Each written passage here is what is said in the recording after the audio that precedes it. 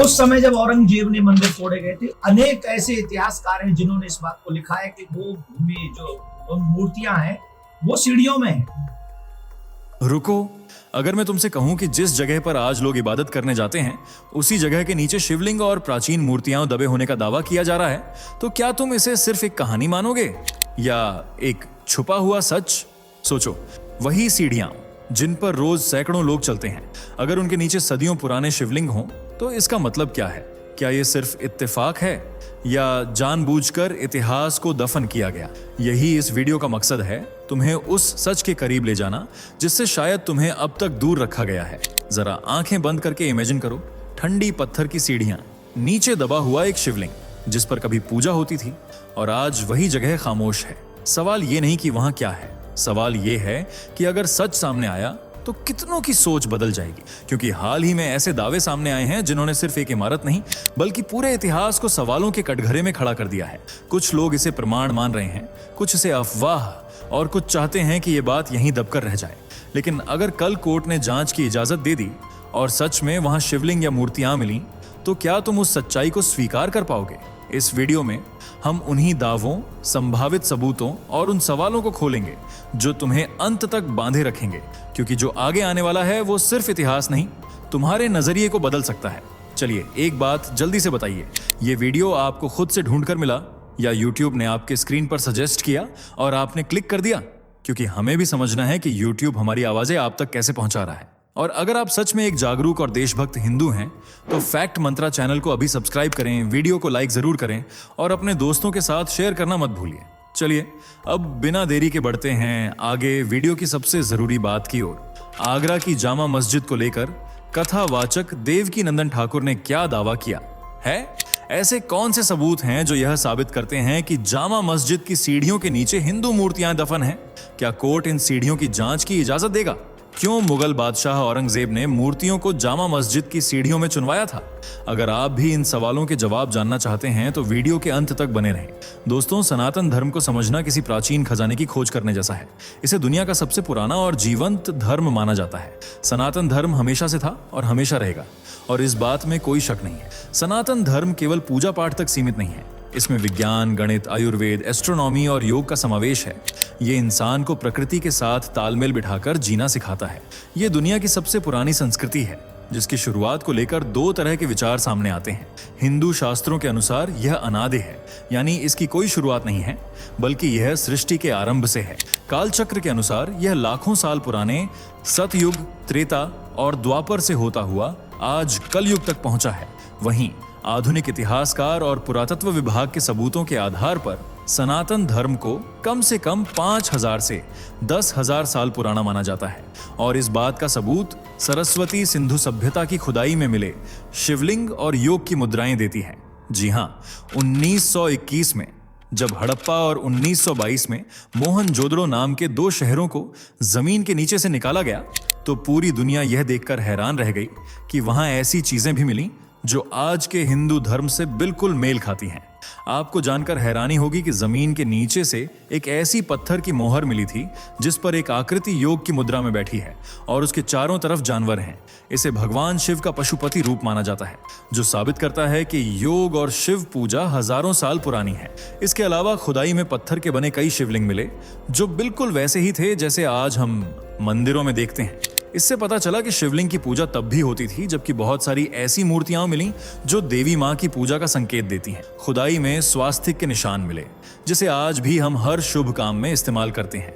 वैज्ञानिकों ने जब रेडियो कार्बन डेटिंग का इस्तेमाल किया तो पता चला कि यह सभ्यता करीब 5000 साल पुरानी है और इन शहरों में रहने वाले लोग हिंदुओं की तरह पूजा करते थे और योग जानते थे। दोस्तों, 1920 के दशक में हुई उस खुदाई ने दुनिया को यह बता दिया कि सनातन धर्म कोई नई बात नहीं है, बल्कि यह सृष्टि के आरंभ से ही अस्तित्व में है। और इस बात के सबूत आए दिन जमीन के नीचे से निकलते रहते हैं, चाहे फिर वह मस्जिद की जमीन ही क्यों ना हो। भारत में ऐसी कई मस्जिदें और विवादित स्थल हैं जहां खुदाई, मरम्मत या सर्वे के दौरान हिंदू मंदिर होने के प्रमाण या मूर्तियां मिली हैं। जैसे हाल ही में सागर जिले के बीना तहसील के अंतर्गत आने वाले ऐतिहासिक कस्बे खिमलासा में एक पुरानी मस्जिद में रिनोवेशन का काम चल रहा था। मस्जिद के फर्श और दीवारों की मरम्मत के दौरान खुदाई की जा रही थी। अचानक वहां पत्थर की प्राचीन हिंदू देवी देवताओं की मूर्तियां और मंदिर के नक्काशीदार खंभे निकलने लगे। जैसे ही ये मूर्तियां मिलीं, हिंदू संगठनों और स्थानीय लोगों ने तुरंत मस्जिद के मरम्मत के काम को रुकवा दिया और उन मूर्तियों को साफ करके एक जगह स्थापित कर दिया और वहां पूजा आरती शुरू कर दी। लोग वहां भजन कीर्तन करने लगे और जय श्री राम के नारे भी लगाए। लोगों का कहना था कि ये मूर्तियां और खंभे साबित करते हैं कि यहाँ पहले एक भव्य प्राचीन हिंदू मंदिर था जिसे तोड़कर मस्जिद बनाई गई थी। अब हिंदू संगठनों ने मांग की है कि इस पूरी जगह की ASI द्वारा साइंटिफिक जांच और खुदाई कराई जाए ताकि पूरा सच सामने आ सके। बता दें, प्रशासन ने फिलहाल मरम्मत का काम पूरी तरह से बंद करवा दिया है। साथ ही पुरातत्व विभाग को इसकी जानकारी दी गई है ताकि वो इन मूर्तियों की प्राचीनता और इतिहास की जांच कर सकें। दोस्तों, ये कोई अकेला मामला नहीं है, बल्कि भारत में ऐसी कई मस्जिदें हैं जिन्हें मंदिर तोड़कर बनाया गया है। जैसे ज्ञानवापी मस्जिद, जहां कुछ वक्त पहले साइंटिफिक सर्वे किया गया था, जिसके लिए ASI ने मॉडर्न मशीनों जैसे GPR ग्राउंड पेनिट्रेटिंग रडार का इस्तेमाल किया था ताकि बिना खुदाई के जमीन के नीचे का सच जाना जा सके। और जो सामने आया उसने सभी को हैरान कर दिया। सर्वे के दौरान तहखानों और मलबे में भगवान गणेश, भगवान विष्णु, हनुमान जी और हिंदू देवताओं की खंडित मूर्तियां मिली। साथ ही मकर जैसी कलाकृतियां भी मिली जो गंगा माता का वाहन मानी जाती हैं। इसके अलावा मस्जिद की दीवारों पर त्रिशूल, कमल के फूल, घंटियां और स्वास्तिक के प्राचीन निशान पाए गए। साथ ही खुदाई और सर्वे में अरबी और फारसी के अलावा संस्कृत और कन्नड़ भाषा के शिलालेख भी मिले जिनमें जनार्दन, रुद्र और उमेश्वर जैसे नाम लिखे हैं। ज्ञानवापी मस्जिद में एक तहखाना है जिसे व्यास जी का तहखाना कहा जाता है। व्यास परिवार यहाँ 1993 तक पूजा पाठ करता आ रहा था, लेकिन मुलायम सिंह यादव की सरकार के दौरान इसे बंद कर दिया गया था। पर जनवरी 2024 में वाराणसी जिला अदालत ने ऐतिहासिक फैसला सुनाते हुए व्यास परिवार को फिर से वहां पूजा करने का अधिकार दे दिया। अब वहां हर रोज आरती और भोग होता है। लेकिन अब आप में से बहुत से लोग कहेंगे कि इस बात का क्या सबूत है कि सच में मंदिर को तोड़कर मस्जिद बनाई गई थी।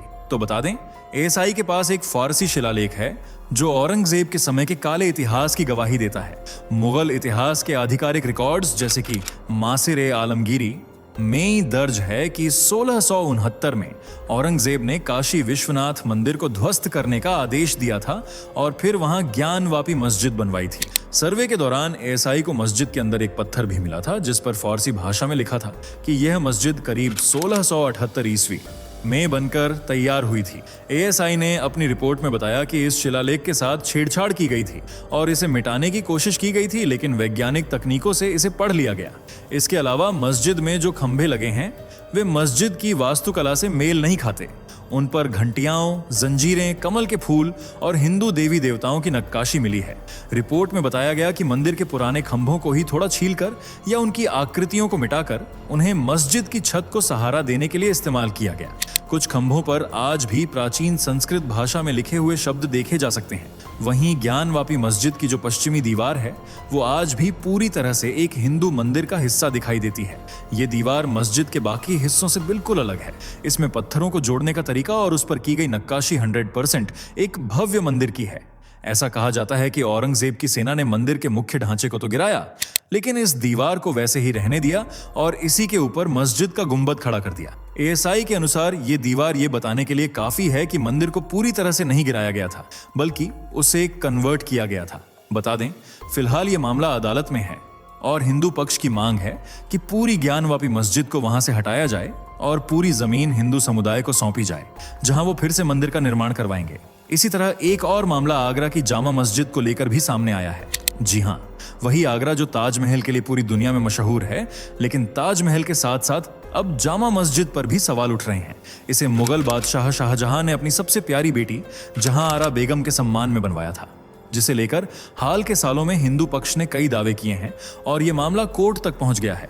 हिंदू धर्म के कथावाचक देवकीनंदन ठाकुर ने खुलकर कहा है कि मुगल बादशाह औरंगजेब मथुरा के कृष्ण जन्मभूमि मंदिर को तोड़ने के बाद वहां की भगवान केशव देव की मूर्तियों को आगरा लाया था और उन्हें जामा मस्जिद की सीढ़ियों के नीचे दफन कर दिया था। मथुरा से लाई गई उन मूर्तियों को सीढ़ियों के नीचे इसलिए दबाया गया ताकि नमाज पढ़ने जाने वाले लोग उन पर पैर रख कर जाए।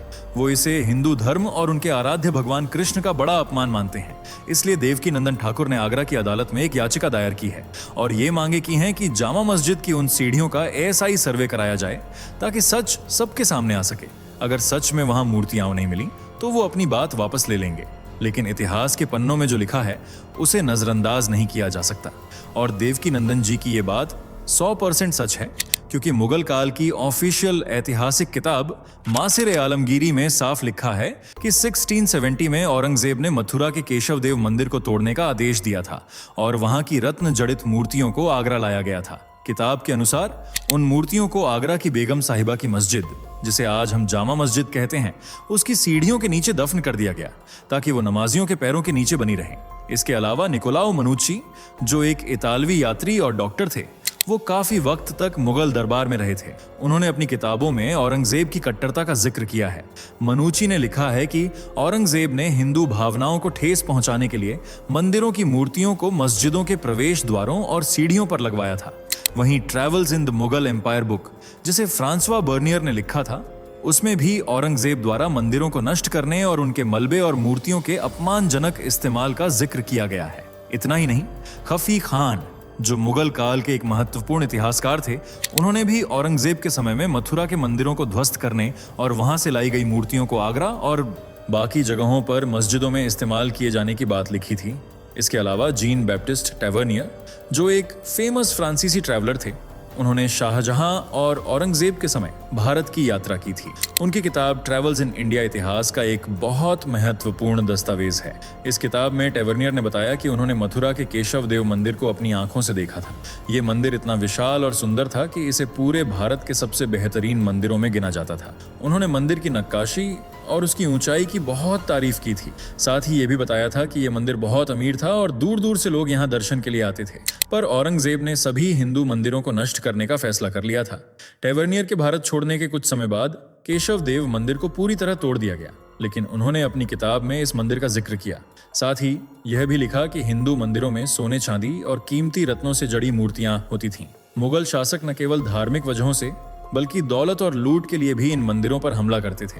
ये सारे एविडेंस इस बात की गवाही देते हैं कि मुस्लिम शासकों ने मंदिरों को तोड़कर मस्जिदें बनाई हैं और जामा मस्जिद की सीढ़ियों के नीचे हिंदू मूर्तियां हो सकती हैं, जिन्हें बाहर निकालने के लिए श्री कृष्ण जन्मभूमि संरक्षित सेवा ट्रस्ट और कथावाचक देवकी नंदन ठाकुर ने आगरा की सिविल कोर्ट में याचिका दायर की है और इस मामले में समय समय पर सुनवाई हो रही है। साल 2023 और 2024 के दौरान कई बार तारीखें पड़ी और पिछली सुनवाई मई 2025 के आसपास हुई थी। हालांकि अदालत ने अभी तक मूर्तियों को निकालने या सर्वे करने का कोई अंतिम फैसला नहीं सुनाया है, लेकिन कुछ कदम उठाए हैं। अदालत ने जामा मस्जिद की इंतजामिया कमेटी, सुन्नी वक्फ बोर्ड और ASI को नोटिस जारी कर उनका पक्ष मांगा है और फिलहाल अदालत इस बात पर विचार कर रही है कि क्या यह case places of worship act 1991 के तहत सुनने लायक है या नहीं। तो दोस्तों, आपको क्या लगता है, क्या जामा मस्जिद की सीढ़ियों के नीचे हिंदू मूर्तियां दफन हो सकती हैं या नहीं? अपनी राय कमेंट में बताएं। वीडियो को लाइक और शेयर करके हमारे चैनल को सब्सक्राइब कर लें। मिलते हैं अगली वीडियो में, तब तक के लिए बाय बाय। दोस्तों, आपके स्क्रीन पर 2 और वीडियो दिख रही हैं, जिसे देखने के लिए आप स्क्रीन पर क्लिक करें। दोनों देखिएगा, बहुत अच्छी वीडियो बनी है।